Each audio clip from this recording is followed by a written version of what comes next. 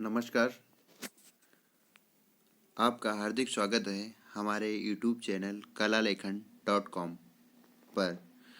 प्रागैतिहासिक काल की कला के विषय में आज हम बात करेंगे और जानेंगे कि परीक्षा में किस प्रकार से प्रागैतिहासिक काल से क्वेश्चन पूछे जाते हैं।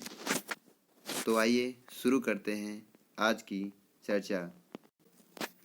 प्रागैतिहासिक काल की कला पर बात करने से पहले हम इतिहास को कितने भागों में बांटा गया है इस पर बात करेंगे। पहला है प्रागैतिहासिक काल। इतिहास का वह भाग जहाँ पर हमें लिखित सामग्री प्राप्त नहीं होती है प्रागैतिहासिक काल कहलाता है। आद्य ऐतिहासिक काल वह काल है जहाँ पर हमें लिखित सामग्री प्राप्त होती है परंतु हम उसे पढ़ नहीं पाए हैं। ऐतिहासिक काल वह काल है जहाँ से हमें लिखित सामग्री प्राप्त होती है। अब तीनों को हम उदाहरण सहित समझेंगे। प्रागैतिहासिक काल भीमबेटिका। यहाँ पर उपलब्ध चित्रों के माध्यम से ही हम इस काल के विषय में जानकारी जुटाते हैं। आद्य ऐतिहासिक काल सैंधव सभ्यता इस काल का उत्कृष्ट उदाहरण है। यहाँ से लिखित सामग्री तो प्राप्त होती है परंतु हम उसको पढ़ नहीं पाए। ऐतिहासिक काल वैदिक काल के बाद का इतिहास लिखा हुआ हमें प्राप्त होता है और उसको हम पढ़ते भी हैं, इसीलिए यह काल ऐतिहासिक काल के नाम से जाना जाता है। अब हम प्रागैतिहासिक काल की कला पर बात करेंगे। प्रागैतिहासिक काल को प्रगति के आधार पर 3 भागों में विभाजित किया जा सकता है। पहला पूर्व पाषाण काल या पुरापाषाण काल, इसे अंग्रेजी में पैलियोलिथिक एज भी कहा जाता है। दूसरा मध्य पाषाण काल, मिडिल स्टोन एज या मेसोलिथिक एज। तीसरा उत्तर पाषाण काल या नवपाषाण काल, न्योलिथिक एज। अब हम अलग अलग प्रागैतिहासिक भागों की विशेषताओं का अध्ययन करेंगे। पहला पूर्व पाषाण काल या पुरापाषाण काल, इसको अंग्रेजी में पैलियोलिथिक एज भी कहते हैं। इसका समय 3000 ईसा पूर्व से 25,000 ईसा पूर्व के मध्य का माना जाता है। पूर्व पाषाण कालीन विशेषताएं निम्नलिखित हैं। शिकार। इस काल का मानव आखेट पर निर्भर करता था। उसके द्वारा बनाए गए हथियारों की गढ़न भद्दी थी जो केवल चुनकर ही अपने कार्य में प्रयोग में लाए जाते थे। इसके साथ साथ इस काल में पशुओं की, मनुष्यों की हड्डियां भी प्राप्त हुई हैं जिन्हें अवशेषों को अंग्रेजी भाषा में फालिश के नाम से जाना जाता है। इस काल का मनुष्य क्वार्टिजाइट मानव के नाम से जाना जाता है। पुरापाषाण कालीन मानव को गेरू के रंग का ज्ञान हो गया था। मध्य पाषाण काल, मिडिल स्टोन एज या मेसोलिथिक एज 25,000 ईसा पूर्व से लगाकर 10,000 ईसा पूर्व। इस काल में छोटे और नुकीले पत्थर के औजार प्राप्त हुए हैं जिनको माइक्रोलिथ भी कहा जाता है। यह काल पुरापाषाण काल और नवपाषाण काल के मध्य की कड़ी है। अब हम मध्य पाषाण काल और पुरापाषाण काल की उपलब्धियों, आने वाले क्वेश्चन या प्रश्नों के विषय में बात करेंगे। अगर हमें पूर्व पाषाण काल से पूछे जाने वाले क्वेश्चन इस प्रकार हैं। इस काल के मानव का प्रमुख व्यवसाय शिकार। औजार कैसे हैं? अनगढ़ हैं। किस पे बने हैं? पत्थर के बने हैं। फालिश क्या है? जीवाश्म। मानव किस नाम से जाना जाता था? क्वार्टिजाइज। रंग कौन सा प्रयुक्त हुआ है? गेरू। मध्य पाषाण काल की क्या विशेषता है?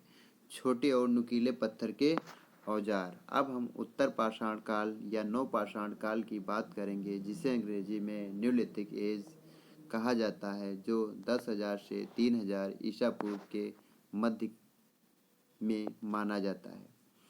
इस काल के मानव का जीवन क्रांतिकारी रूप से बदलता है और इसी समय के इस बनाए गए इसके गुहा चित्र हमें प्राप्त होते हैं जिनके आधार पर हम इनकी दिनचर्या और प्रगति का अनुमान लगा सकते हैं।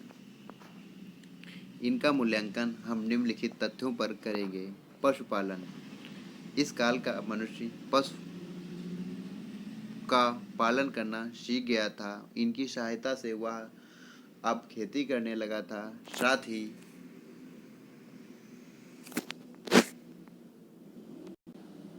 इनकी सहायता से शिकार भी करता था तथा पशुओं से विभिन्न प्रकार की खाद्य सामग्री भी प्राप्त करता था।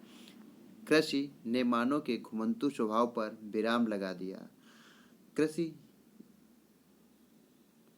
में बोई जाने वाली फसलों को उगाने में काफ़ी समय लगता है। यही कारण था कि मनुष्य अब समूहों में बस्तियां बनाकर रहने लगा था। यही बस्तियां धीरे धीरे विकसित होकर नगरों में परिणित हो गई। इस काल का मानव पॉलिश किए हुए औजारों का प्रयोग करने लगा था। चाक के आविष्कार से मानव बर्तन निर्मित करना सीख गया था, जिनमें अनाज भरना और दैनिक उपयोग के कार्यों के लिए बर्तन बनाए जाने लगे। साथ ही पहिए के आविष्कार ने मानव को गति प्रदान कर दी। अब वह एक स्थान से दूसरे स्थान पर सरलतापूर्वक जा सकता था। नवपाषाण काल से आने वाले महत्वपूर्ण क्वेश्चन। इस काल में क्या क्या खोजा गया? कृषि का आविष्कार, पशुपालन, बस्तियां में रहना, पालिशदार औजार, चाक का आविष्कार, पहिए का आविष्कार, धातु का आविष्कार आदि। प्रागैतिहासिक काल के कुछ महत्वपूर्ण तथ्य। 1663 ईस्वी में वृषफुट नामक विद्वान ने भारत में पुरापाषाण कालीन औजारों की खोज की। प्रागैतिहासिक चित्रों की खोज का श्रेय कार्बन और कार्लाइल को दिया जाता है, जो मिर्जापुर में सोन नदी घाटी में स्थित गुहा चित्रों का परिचय दिया। कार्लाइल महोदय ने 1883 ईस्वी में journal of Asiatic society Bengal में एक गेंडे के आखेट का चित्र प्रकाशित किया, जो घोड़ा मंगर नामक स्थान से प्राप्त हुआ था। यहाँ पर महत्वपूर्ण ध्यान देने वाले तथ्य यह हैं। भारत में सर्वप्रथम औजारों की खोज किसने की? वृषफुट ने। कब की? 1863। प्रागैतिहासिक काल के चित्रों की खोज किसने की? अगर ये सवाल आता है तो हमें कार्बन और कार्लाइल बताना है। फिर इसके बाद सर्वप्रथम भारत में कहाँ खोजे गए प्रागैतिहासिक चित्र? मिर्जापुर में। किस नदी घाटी में? सोन। कौन सी पर्वत श्रेणी थी? कैमूर। किस राज्य में थे? उत्तर प्रदेश।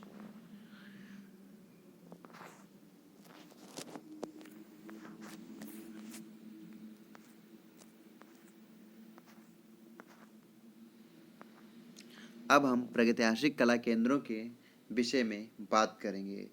उत्तर प्रदेश में मिर्जापुर, विंध्याचल पर्वत पर कैमूर पर्वत श्रेणी, जो मिर्जापुर के आसपास फैली हुई है, सोन नदी घाटी में। यहाँ से लुकनिया, घोड़ामंगर, विजयगढ़ आदि स्थानों से प्राप्त होते हैं। इसके साथ हरनिहरन और बांदा से भी प्रागैतिहासिक काल के चित्र हमें प्राप्त होते हैं। मध्य प्रदेश में ग्वालियर, भोपाल, भीमबेटका, होशंगाबाद, पंचमढ़ी, सिंघनपुर आदि स्थानों से प्रागैतिहासिक चित्र प्राप्त होते हैं। दक्षिण भारत से बेल्लारी, वायनाड केटकल, विलासरंगम, जो तमिलनाडु में पड़ता है, बेल्लारी कर्नाटक में। अब हमें इन स्थलों को राज्य वाइज याद कर लेना है, जिससे अगर कोई पूछे कभी कि फला स्थल किस राज्य में पड़ता है, या भोपाल किस राज्य में पड़ता है, या कभी कभी पूछते हैं 3 विकल्प एक राज्य से रहते हैं, चौथा दूसरे राज्य से रहता है, कहते हैं कौन सा भिन्न है, छांटिए। तो ये नाम हमें याद रहने चाहिए। अगले वीडियो में हम इन गुफा चित्रों के विषय में विस्तृत रूप से चर्चा करेंगे। अब हम प्रागैतिहासिक कालीन चित्रों की विशेषताओं पर अपना ध्यान केंद्रित करेंगे। विषय वस्तु। प्रागैतिहासिक काल का मुख्य विषय आखेट ही रही है, परंतु जैसे जैसे विकास होता गया वैसे वैसे विषयों में परिवर्तन भी हमें दिखाई देता है।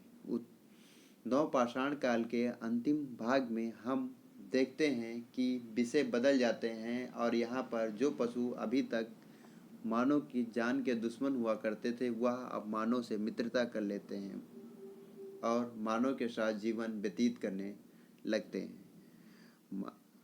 यही चित्रण हमें देखने को मिलता है। उदाहरण के लिए पशुओं को चराते हुए, शहद एकत्र करते हुए, संगीत का आनंद लेते हुए, प्रेमी युगल, ग्रामीण दृश्य, अश्वारोही, शस्त्रधारी सैनिक आदि विषय चित्रित हमें मिलते हैं। यहाँ पर एक ध्यान देने वाली बात है, जैसे जैसे मानव ने पशुओं के ऊपर विजय प्राप्त की या उनकी शक्ति के ऊपर विजय प्राप्त की, वैसे वैसे उनका आकार घटता गया और मानव का आकार बढ़ता गया है। यह जो आकारों में अंतर आया यह मानव की शक्ति को दर्शाता है। पशु और पक्षियों के चित्र। भालू, गेंडा, बंदर, हाथी, हिरण, महिष, सुअर, बारहसिंगा, सांभर आदि के चित्र बनाए गए हैं। साथ ही मोर और बतख पक्षियों के भी चित्र बनाए गए हैं। ये यहाँ पर टाइपिंग में थोड़ी मिस्टेक हो गई। फिर है प्रतीक चिन्ह। अब प्रतीक चिन्ह, मानव ने कुछ प्रतीकों को अंकित किया, स्वास्तिक, त्रिशूल, चतुष्कोण, जो उसमें हमने प्रतीकात्मक चित्रण जिसे कहते हैं। फिर रंगों में गेरू, रामरस, काजल, खड़िया का प्रयोग किया जाता था। रंगों में बंधेज के लिए चर्बी का प्रयोग किया जाता था। रंगों को घोलने के लिए हड्डियों का प्रयोग किया जाता था और रंगों को धरातल पर लगाने के लिए नरकुल से बनी हुई तुलिका या ब्रश का प्रयोग किया जाता था। इस काल की चित्रों को रेखा चित्र कहना ज़्यादा उचित प्रतीत होता है। प्रागैतिहासिक काल के चित्रों का उद्देश्य। प्रागैतिहासिक काल चित्रों के दो प्रमुख उद्देश्य हो सकते हैं। पहला, जानवरों की शक्ति पर विजय प्राप्त करने के लिए एक दूसरी शक्ति को प्रसन्न करने के लिए चित्रों का निर्माण किया हो या जादू टोना के वशीभूत होकर चित्रों का निर्माण किया है। दूसरा तर्क यह है कि वह अपनी युवा पीढ़ी को शिकार करने के साधनों के विषय में या जानवरों को किस अंग पर अगर आप प्रहार करोगे तो शिकार जल्दी से वश में आ जाएगा, इसके लिए हो सकता चित्र बनाए हों। अब यहाँ पर हम कुछ महत्वपूर्ण प्रश्नों पर ध्यान केंद्रित करेंगे। पहला है, मानव प्रागैतिहासिक काल की विषय वस्तु क्या थी? आखेट।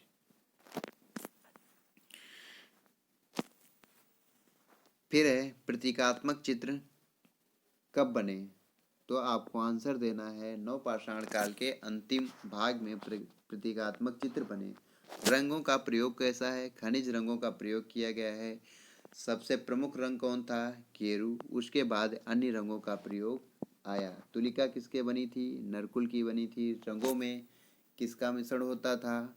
चर्बी का मिश्रण होता था। फिर है रेखा चित्र, क्योंकि यहाँ के चित्रों को देखने पर रेखाओं का जाल ही प्रतीत होता है, इसलिए इन चित्रों को रेखा चित्र कहना ज़्यादा उपयुक्त होगा। नोट: जर्मन विद्वान सेल्युलस ने इतिहास को 3 भागों में सर्वप्रथम बांटा था। मानव द्वारा प्रयोग की जाने वाली प्रथम धातु तांबा है और उसके द्वारा बनाई गई प्रथम औजार कुल्हाड़ी है। अब हम कुछ संस्कृति और उसके द्वारा निर्मित बर्तनों के विषय में बात करेंगे। मालवा, काले तथा लाल रंग के बर्तन यहाँ पर बनाए गए हैं। बुर्जोम, धूसर रंग के बर्तन बनाए गए हैं। जोखे में लाल रंग के बर्तन बनाए गए। दक्षिण पाषाण कालीन संस्कृत में चमकीले धूसर रंग के बनाए गए हैं। पूर्वी पाषाण काल में भूरा लाल रंग से बर्तन निर्मित किए गए हैं। आप सभी का धन्यवाद ये वीडियो देखने के लिए। अगर आपको अच्छा लगा हो तो लाइक और सब्सक्राइब अवश्य करें।